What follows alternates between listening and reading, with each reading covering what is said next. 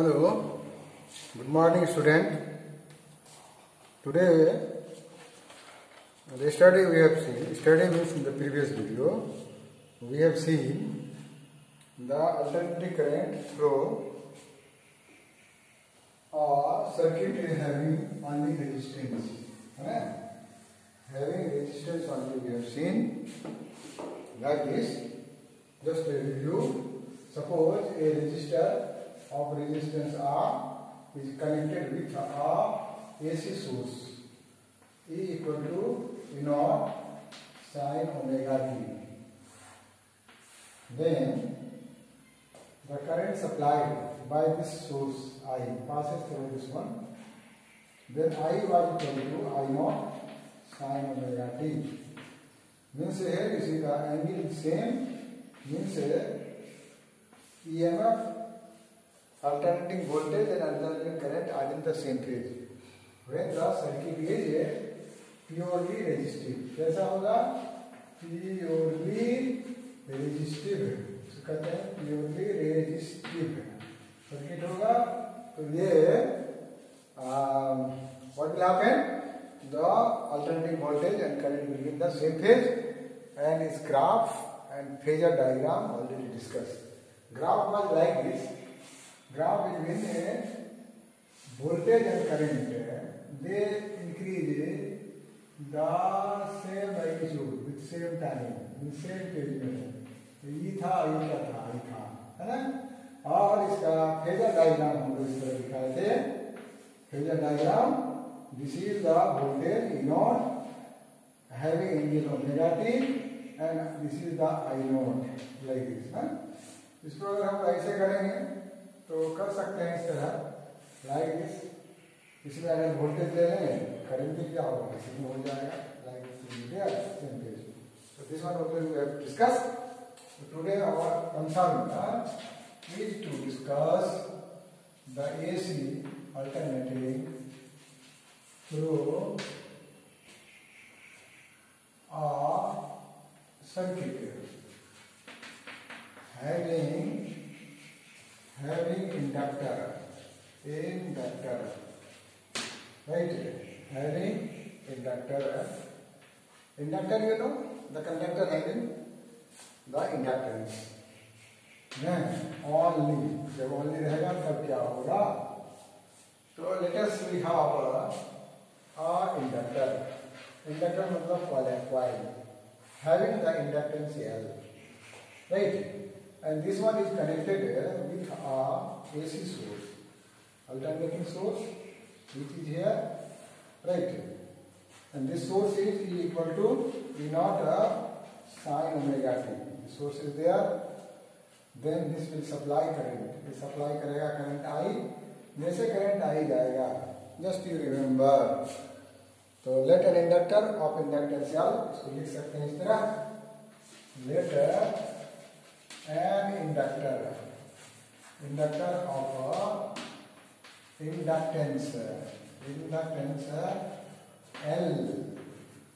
L का value क्या होगा? Just remember the electromagnetic induction chapter, self inductance we have seen. L का value कितना होगा? वो वाला डेरिवेशन आज जाके रिवीजन कर लेना. L बराबर, this is the mu naught n square AL, like this was there, है ना? इसका डेरिवेशन है, प्रूफ भी किए हुए हैं. और इंडक्टर में जैसे करंट जाएगा, वेरिंग करंट को it will associate with what? Magnetic flux. As a result what will happen? Back EMF or induced EMF will be produced across the end of the inductor, right? This will be di by dt. Just to remember the self induction. So let an inductor of inductance L is connected. तो notes wise पर लिख देते हैं connected to an AC source of EMF, that is E equal to E0 sin omega t. ये source से जोड़ दिए. Source से जब जोड़ देंगे तो क्या होगा? AC current I passes through, जैसे जोड़ेंगे तो AC current I as AC current alternating current I passes through, और ये जो वायर है कनेक्टिंग वायर है, इसका रेजिस्टेंस करीब करीब 0 है। कनेक्टिंग वायर जो है इसका भी कुछ ना कुछ रेजिस्टेंस होगा, वो करीब करीब 0 होगा, राइट है, क्योंकि थिक वायर लेना पड़ता है। Passing through the inductor, inductor से, इंडक्टर का मतलब हो गया कॉइल से पास करेगा, तुम्हारी वजह कहेंगे। एंड अपोजिंग और क्या कहेंगे, बैक EMF, ये जो इंड्यूस्ड होगा, इंड्यूस्ड इन द कॉइल, मतलब इंडक्टर में इंड्यूस होना है सेल्फ इंडक्शन से, तो दैट इज है ना। इंड्यूस्ड EMF कितना होगा, इंड्यूस्ड EMF बराबर हो जाएगा -L, क्योंकि L इंडक्टेंस लिए हैं तो di/dt है ना, इतना होना है। सप्लाई कितना किया रे बाबू, E सप्लाई किया, यहाँ कितना पैदा हो गया, इतना पैदा हो गया। इसका नेचर क्या है, इसको अपोज करना बाय लेंगेज लॉ, है ना, तो ऐसा होगा।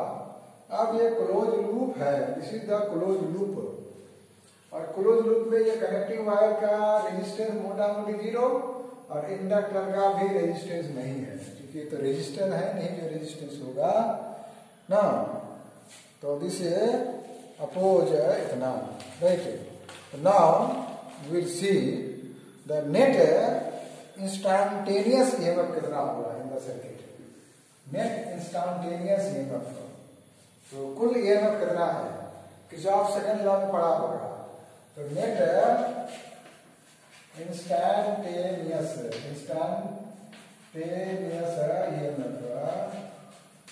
द सर्किट बराबर E प्लस, तो ये EMF सप्लाई किया, ये EMF पैदा हो गया है, LdI/dt कितना होगा।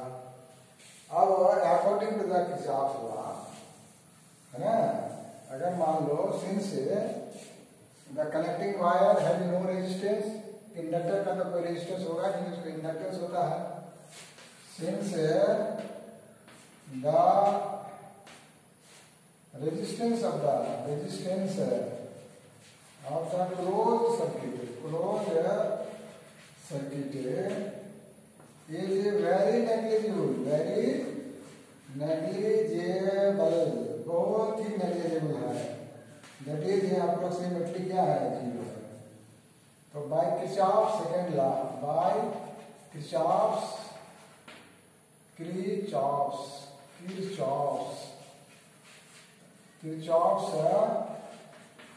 लूप रूल से क्या होगा, देखो, तो नेट पोटेंशियल मतलब E plus -LdI/dt total EMF बराबर क्या होगा, हर एक ब्रांच में जो पोटेंशियल ड्रॉप होगा उसके बराबर होगा।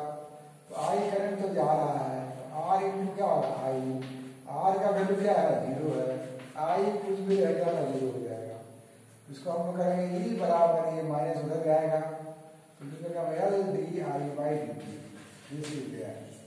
राइट, LdI/dt करेंगे, करके थोड़ा हम लोग ऊपर जा रहे हैं, राइट। इंडक्टर रखने से जो वोल्टेज है और करंट के बीच में क्या बिहेवियर होगा वो आप लोगों को देखना है। तो this is LdI/dt, we can write here LdI di/dt equal to D।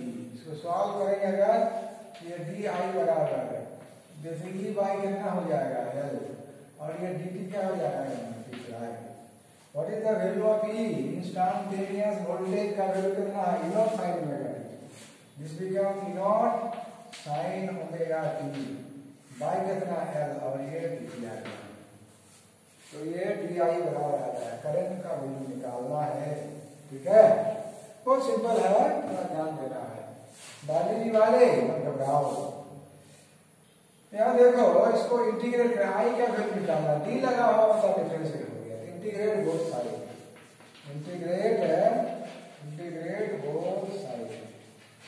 Integration of d i बराबर यहाँ पर E naught by L common integration of कितना साइन ओमेगा टी और डी आई का इंटीग्रेशन हो गया आई बराबर ई नॉट तो रह गया बाई एल हो गया, साइन किसका डिफरेंशिएशन है कॉस का डिफरेंशिएशन माइनस साइन, इसलिए साइन का इंटीग्रेशन क्या हो जाएगा माइनस कॉस ओमेगा टी और जो वेरिएबल के साथ कोएफिशिएंट है उसका इंटीग्रेशन में क्या होता है डिवाइड होता है। बायोलॉजी वाले थोड़ा याद रखना।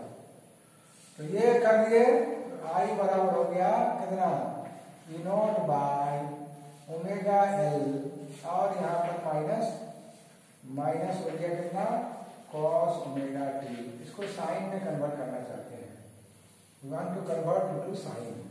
तो साइन में कैसे कन्वर्ट करेंगे E naught by omega L, simple है, यहाँ जो है माइनस साइन रखो, cos साइन कितना pi by 2 minus omega t बराबर है। तो मालूम है साइन 10 लेवल में पढ़े हो, साइन 90 डिग्री माइनस थीटा बराबर होता है cos ऑफ थीटा।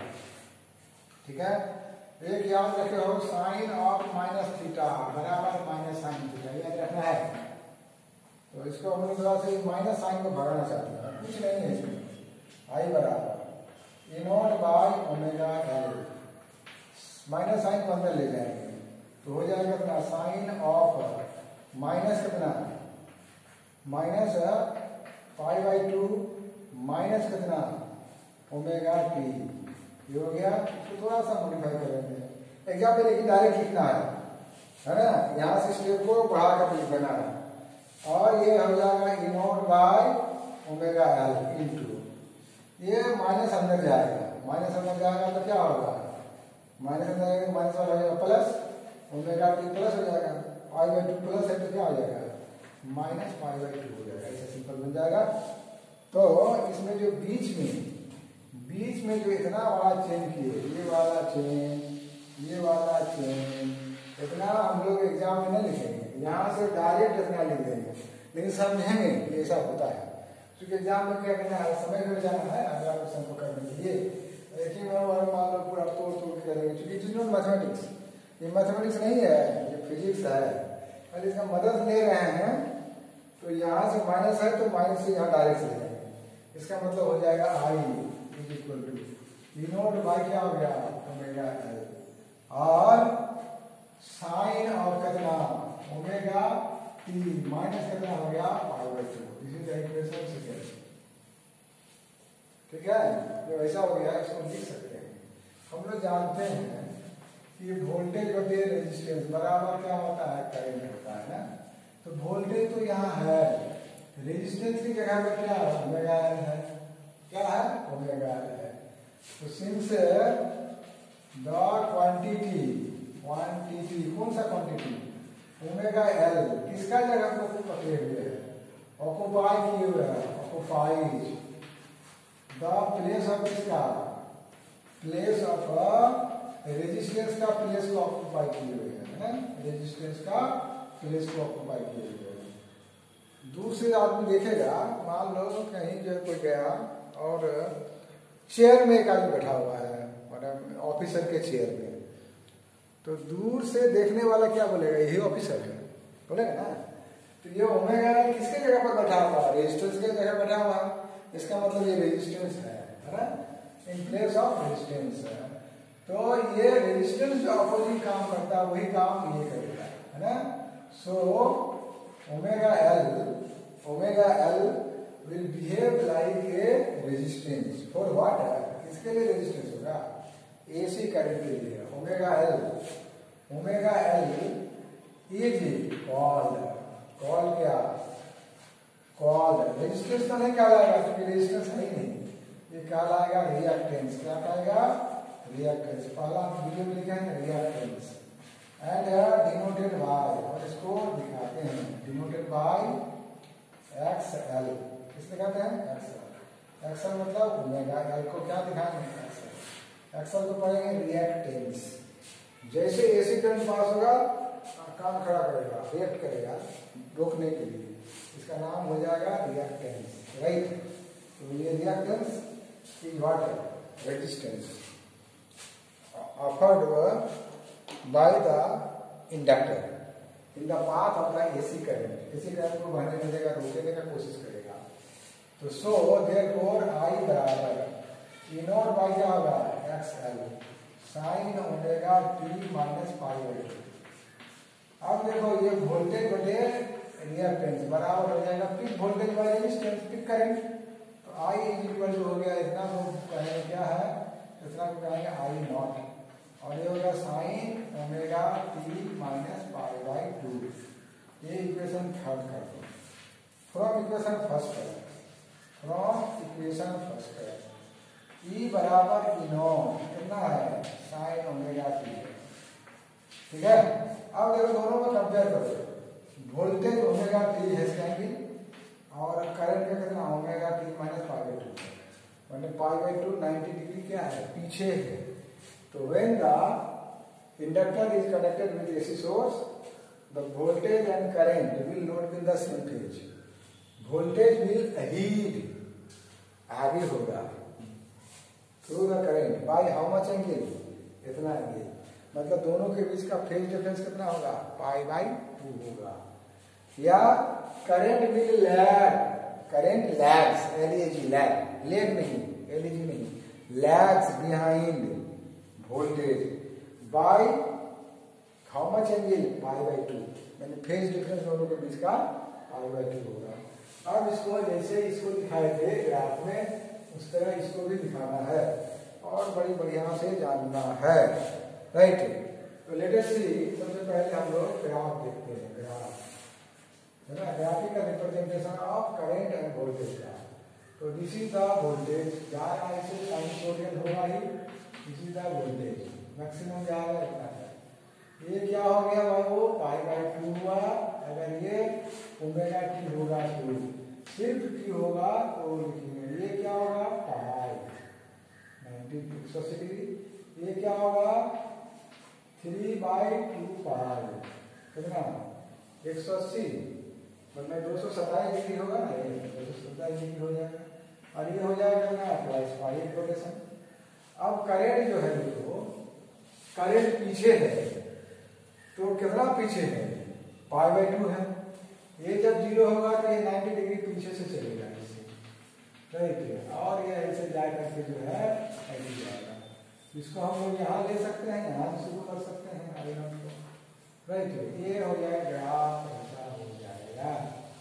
ठीक है, मैंने ग्राफ हो जाएगा। एग्जाम में क्या करेगा ऐसा ग्राफ दे देगा और बोलेगा what is the nature of the AC circuit. तो क्या लिखोगे ये प्योरली इंडक्टिव है। क्या है प्योरली, क्या इंडक्टर लगा हुआ है, रेजिस्टेंस उसमें है नहीं, तो सर्किट इज प्योरली इंडक्टिव। क्या नाम देंगे इंडक्टिव, इंडक्टर लगा हुआ है खाली, है ना, ऐसा दे देगा और बोलेगा कि आइए नंबर में कैसा सर्किट है तो प्योरली इंडक्टिव दे देंगे, 1 नंबर दे दिया। और उसका ग्राफ फेजर डायग्राम ड्रॉ कर बोल देगा, उसमें 1 नंबर रहेगा, है ना। दोनों के बीच फेज डिफरेंस कितना है तो पाई बाई 2 है, आगे पीछे है पाई बाई 2। तो अब ये ग्राफ जो है बढ़िया से जानना है और दिमाग में रखना है। ठीक है, तो now you see the phasor diagram between what है बिटवीन आई एंड ई। ये तो ओरिजिन है, तो मान लो सबसे पहले इसको ले लिए this is what E not है ना, वो ए बराबर ई नॉट हो गया, एक रोटेटिंग वेक्टर हो गया। ये एंगल कितना है ओमेगा टी होगा ही। अब कितना इससे कितना पीछे होगा करंट, पीछे ना है तो करंट का मैग्नीट्यूड तो छोटा होगा क्योंकि वोल्टेज को रेजिस्टेंस से डिवाइड करता होता है। इसका प्रोजेक्शन किधर लेंगे, इधर लेंगे, माइनस आई देखते हैं ना, माइनस आई से शुरू किया, याद करना एकदम सिंपल है। अब इसके बीच का एंगल कितना है पाई बाई 2 है, तो इसके बीच कितना हो जाएगा पाई बाई 2 में कितना माइनस करेंगे ओमेगा माइनस कर देंगे, है ना। This will be what pi by 2 minus कितना ओमेगा टी ले लेंगे। हाँ, तो ये हो गया किसका आई नॉट हो गया, है ना। तो this is called what this is the phasor diagram. ये क्या है फेजर डायग्राम हो गया, फेजर डायग्राम। और ये क्या हो गया ग्राफिकल रिप्रेजेंटेशन। ग्राफिकल रिप्रेजेंटेशन, ठीक है, ये समझ के रखना है। तो ये कभी ड्रॉ करके दे सकता है और जरूरत भी है आगे वाला लेसन को डेवलप करने के लिए। It's okay. तो let us see the here you see since we know that XL बराबर ओमेगा एल, ऐसा जानना है।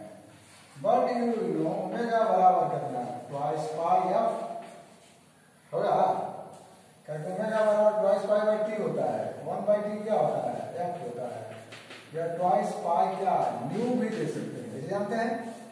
तो अब देखो एक्सएल बराबर ट्वाइस पाई एफ एल, एल का वैल्यू कितना है, एल बराबर mu not an square L है।